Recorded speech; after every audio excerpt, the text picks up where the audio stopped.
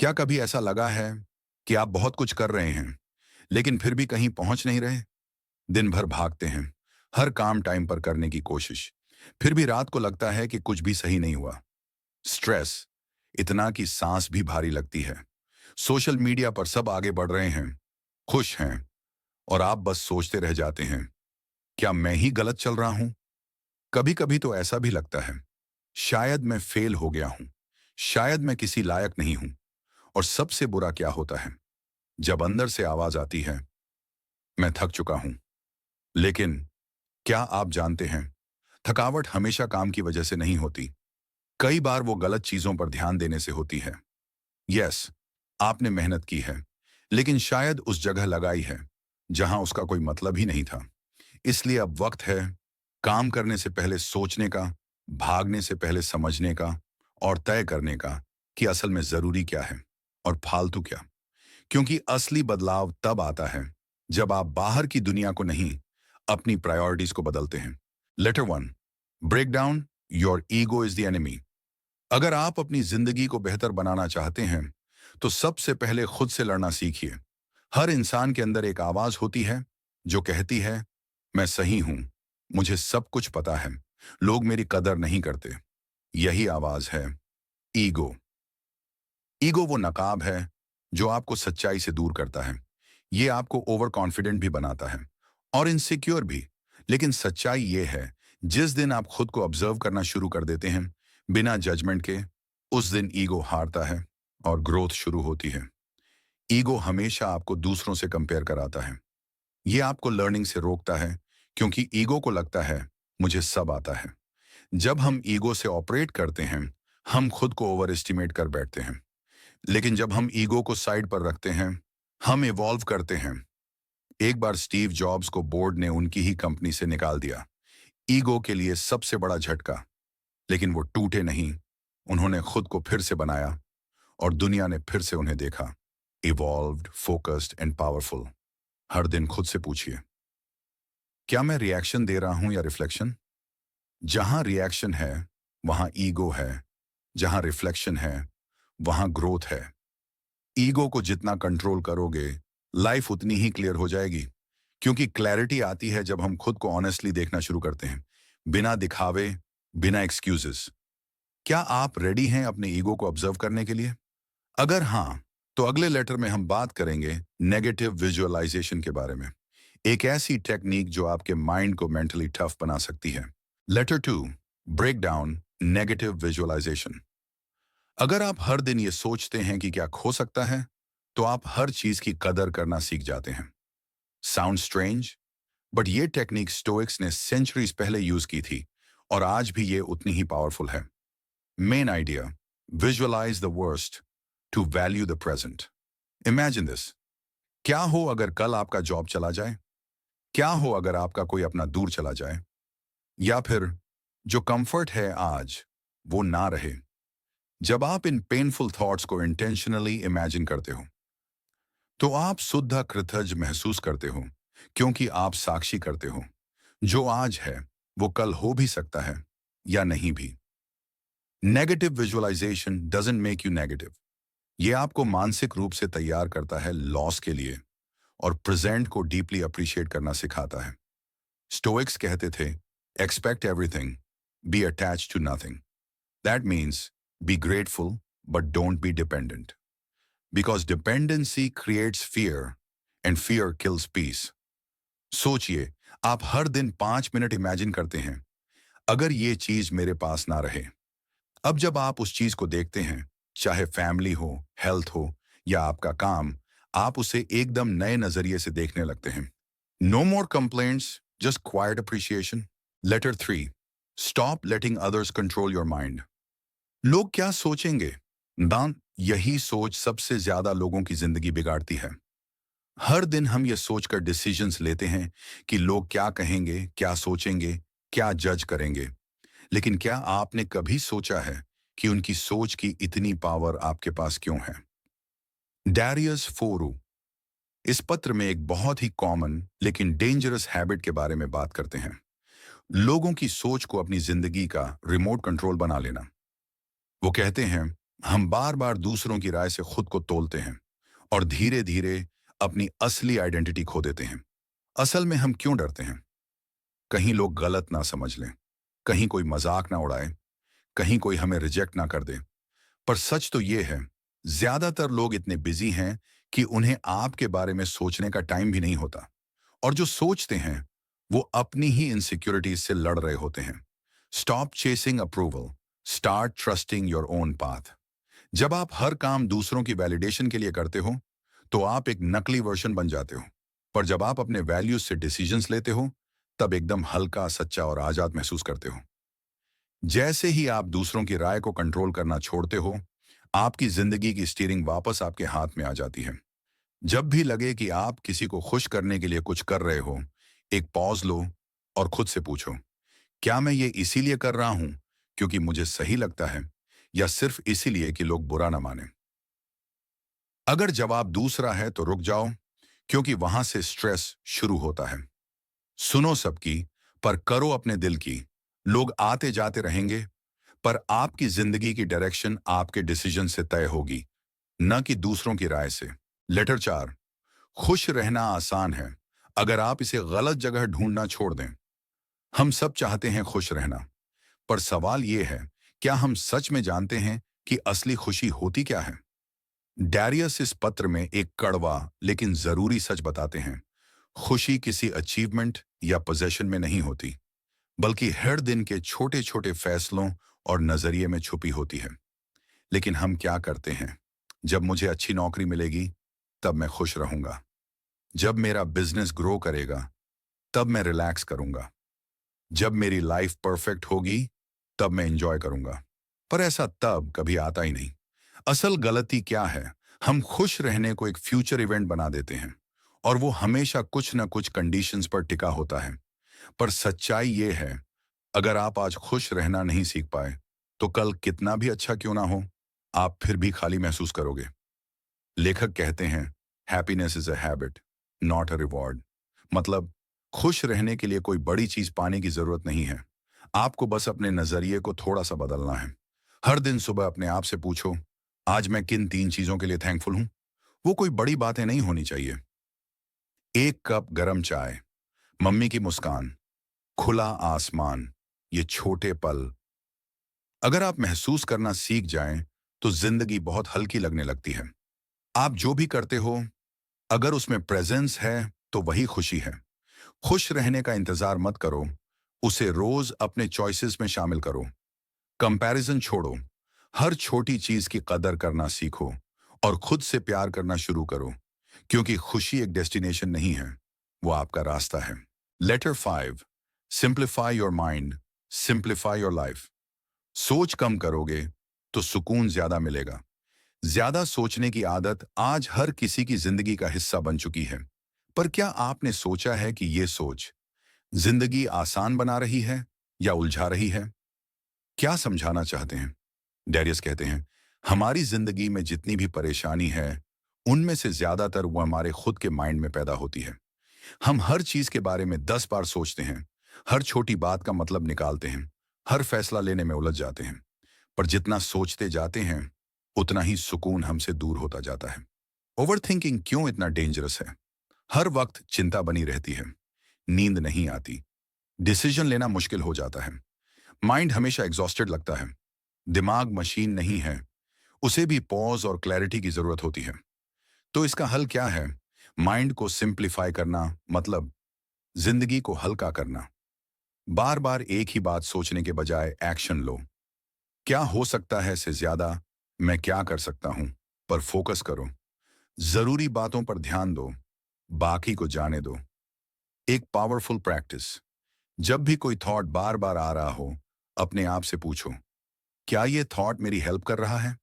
अगर जवाब नहीं है तो उसे वहीं छोड़ दो। दिमाग में सफाई जरूरी है, जैसे कमरे की होती है। जब आप कम सोचते हो तभी सही सोच पाते हो। मतलब क्लैरिटी तभी आती है जब आप मेंटल क्लटर हटाते हो। दिमाग को शांत रखना भी एक स्किल है। ओवर थिंकिंग को धीरे धीरे छोड़ो, अननेसेसरी वरी से दूरी बनाओ। हर बात पर एनालिसिस बंद करो, क्योंकि असली पीस तब आता है जब दिमाग सिंपल हो और फोकस्ड भी। Letter 6, develop true focus. Focus का मतलब सिर्फ काम करना नहीं होता, बल्कि पूरे मन से जीना होता है। हम सब कहते हैं मुझे फोकस करना है, पर कभी खुद से पूछा है कहाँ करना है, किस चीज पर करना है और क्यों करना है?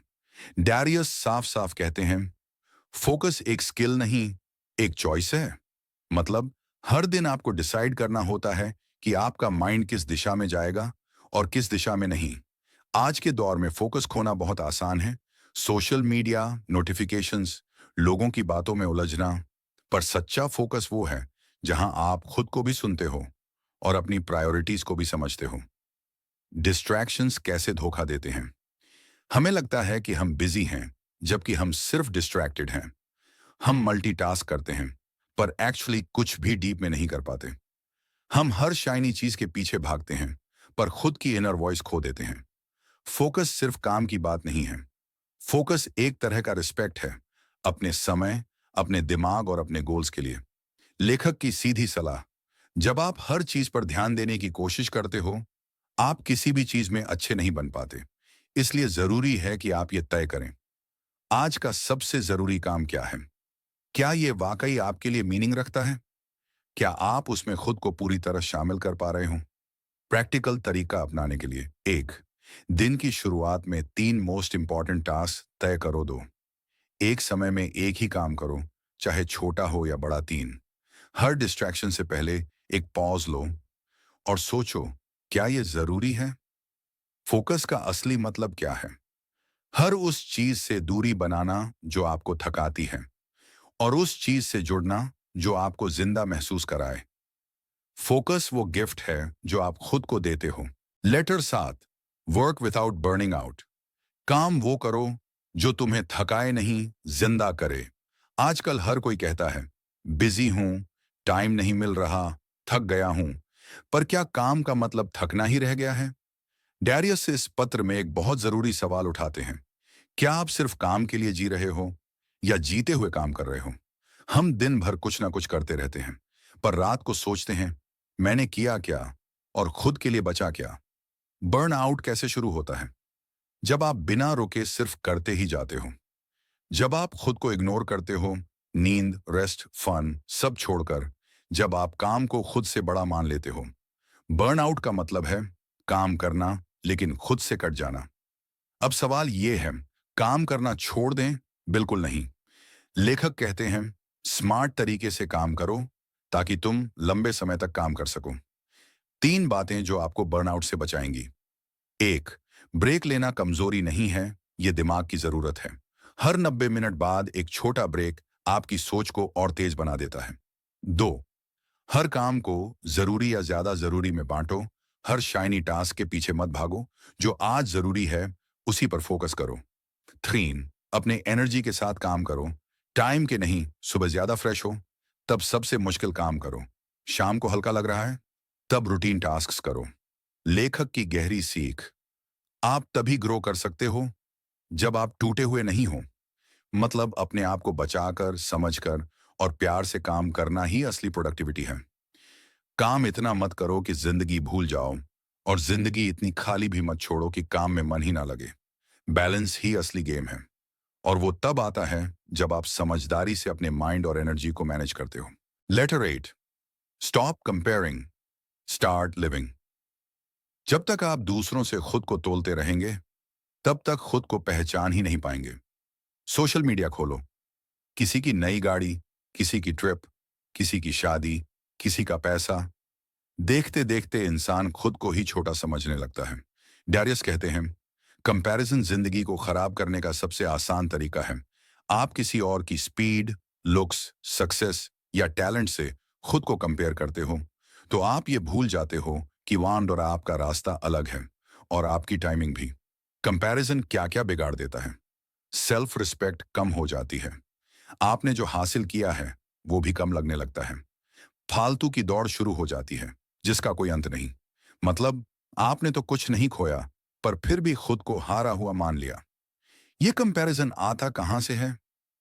सोशल मीडिया से, अपने आसपास के लोगों से, और सबसे ज्यादा खुद के अंदर के डाउट से। जब हम अपने अंदर से स्ट्रांग नहीं होते, तो बाहर के हर चमकते हुए चेहरे से डरने लगते हैं। लेखक की एक गहरी बात, आपकी जिंदगी किसी और के मुकाबले की चीज नहीं है। ये आपकी अपनी जर्नी है। जब आप अपने रास्ते, अपने रफ्तार और अपने पर्पस पर ध्यान देते हो, तभी आप सुकून और कॉन्फिडेंस के साथ जी सकते हो। प्रैक्टिकल तरीका, कंपैरिजन से बाहर कैसे आएं? एक, खुद के प्रोग्रेस को मेजर करो, दूसरों के नहीं। कल का मैं आज के मैं से बेहतर हूं या नहीं। कंपोनेंट प्लेसमेंट, खुद से कंपैरिजन बंद करो, खुद से कनेक्शन शुरू करो। आपका सफर आपके लिए बना है, उसे छोटा मत समझो और दूसरों से तोल कर मत देखो। Letter 9, real confidence comes from within. जो दिखाता है वो भरोसा चाहता है, पर जो जानता है उसे दिखाने की जरूरत नहीं होती। असली आत्मविश्वास, कॉन्फिडेंस क्या है? महंगे कपड़े पहनना, लोगों को इंप्रेस करना, या फिर भीड़ के सामने बोल लेना? नहीं। असल कॉन्फिडेंस वो है जो आपके अंदर होता है, जो तब भी साथ देता है जब कोई नहीं देख रहा होता। डैरियस बताते हैं कि कॉन्फिडेंस कोई दिखावा नहीं है, बल्कि ये एक इंटरनल ट्रस्ट है। खुद पर भरोसा, जब आप खुद से ये कह सको कि मैं ठीक हूं जैसे हूं और जो कर रहा हूं वो सही है, तभी कॉन्फिडेंस अपने आप महसूस होता है। फॉल्स कॉन्फिडेंस की पहचान, जब आप हर बात में अप्रूवल ढूंढते हो, जब आप अपनी बातों को जरूरत से ज्यादा साबित करना चाहते हो, जब आप दूसरों को छोटा दिखाकर खुद को बड़ा दिखाना चाहते हो, ये सब टेम्पोररी दिखावे हैं। कॉन्फिडेंस तब आता है जब आप बिना बोले भी शांत और मजबूत लगे। कॉन्फिडेंस किसी और से नहीं, खुद से मिलती है, और खुद से मिलने के लिए पहले खुद को एक्सेप्ट करना पड़ता है। मतलब, आप जैसे हो, जो भी हो, अभी के वर्जन में भी बहुत कुछ हो। कैसे बढ़ाएं रियल कॉन्फिडेंस? एक, अपने माइंड को हर दिन स्ट्रॉन्ग चीजों से फ्यूल दो। मोटिवेशनल किताबें पढ़ो, सही लोगों को सुनो, सेल्फ टॉक पॉजिटिव रखो। दो, जो नहीं आता वो सीखो। कंपोनेंट प्लेसमेंट छुपाओ मत। कॉन्फिडेंट इंसान वो होता है जो कह सके, मुझे नहीं आता, लेकिन मैं सीख लूंगा। थ्री, बार बार प्रैक्टिस करो। साइलेंस में, अकेले में, स्टेज पर दिखने से पहले मिरर में बोलो, लिखो, गुनगुनाओ, बिना जज किए। रियल कॉन्फिडेंस की असली निशानी, खुद को किसी से बेहतर साबित करने की जरूरत नहीं होती। आप अपना रास्ता शांति से चुनते हो, और अगर गिर भी जाओ तो उठकर मुस्कुराते हो। कॉन्फिडेंस कोई आवाज नहीं है, ये एक अंदर की एनर्जी है जो बिना बोले भी सबको दिखती है। जब आप खुद से सच्चे होते हो, तभी दुनिया आपको पावरफुल और रियल मानती है। लेटर 10, इनर पीस इन अ नॉइजी वर्ल्ड। शांति बाहर ढूंढते रहोगे तो हर शोर तुम्हें तोड़ देगा। हर दिन भाग दौड़, काम, notifications, phone calls, messages, deadlines, सब कुछ तेज, सब कुछ अर्जेंट। ऐसे में एक सवाल, क्या हम कभी शांत रहना जानते भी हैं? डेरियस बताते हैं कि आज की दुनिया में सबसे बड़ी लग्जरी क्या है? शांति, इनर पीस, माइंड का आराम। क्योंकि जब सब कुछ तेज भाग रहा हो और तब भी आप भीतर से स्टेबल हों, तो वही असली पावर है। क्यों खोती जा रही है हमारी इनर पीस? हर समय फालतू चीजों पर ध्यान देना, हर सेकंड में कुछ नया देखना, स्क्रॉल करना, अपने माइंड को कभी भी ऑफ ना करना। जब दिमाग नॉन स्टॉप एक्टिव होता है, तो अंदर एक हलचल सी बनने लगती है और हम खुद से डिस्कनेक्ट हो जाते हैं। शांति चाहिए तो पहले खुद से जुड़ो। लेखक कहते हैं, पीस बाहर से नहीं आती, वो आता है जब आप अपने माइंड को कंट्रोल करना सीखते हो। मतलब, बाहर की दुनिया को चुप कराना आपके हाथ में नहीं है, पर मैं अपने अंदर की नॉइज ऑन को थामना, ये पूरी तरह आपके कंट्रोल में है। 3 आसान तरीके इनर पीस के लिए। एक, हर दिन 10 मिनट अकेले बैठो, बिना फोन, बिना आवाज के। सिर्फ सांस पर ध्यान दो। खुद से पूछो, मैं कैसा महसूस कर रहा हूं? 2, माइंडफुल वॉक करो, एक बार दिन में। मोबाइल को छोड़कर 10 मिनट टहलो, पेड़ देखो, आसमान देखो, खुद को महसूस करो। 3, नो इन्फो जोन बनाओ। दिन का एक टाइम ऐसा रखो जब आप कोई न्यूज, मैसेज या स्क्रीन न देखें। इनर पीस का असर क्या होता है? आप जल्दी परेशान नहीं होते, लोगों की बातें आपको हर्ट नहीं करती, आप अपने डिसीजंस पर काम और कॉन्फिडेंट रहते हो। यानी आप रिएक्ट नहीं करते, आप रिस्पॉन्ड करते हो। जब तक मन शांत नहीं होता, कोई अचीवमेंट भी सुकून नहीं दे सकती। और सच्चाई ये है, इनर पीस मिलती है जब आप खुद से भागना छोड़ते हो और खुद के पास लौटते हो। आखिर में बात बस इतनी सी है, जिंदगी छोटी है और ध्यान भटकाने वाली चीजें बहुत। जो वाकई मायने रखता है, उसी पर अपना फोकस लगाइए, क्योंकि जब हम सही चीजों पर ध्यान देते हैं, तब हमारी जिंदगी में सही बदलाव आने लगते हैं। अगर आपको ये वीडियो पसंद आया हो और आप भी ऐसी सोच के साथ आगे बढ़ना चाहते हैं, तो लाइक करें, कमेंट करें और सब्सक्राइब करना ना भूलें, क्योंकि अगली बार हम फिर मिलेंगे एक नई सोच और नई ऊर्जा के साथ। धन्यवाद और याद रखिए, फोकस कीजिए सिर्फ उस पर जो वाकई मायने रखता है।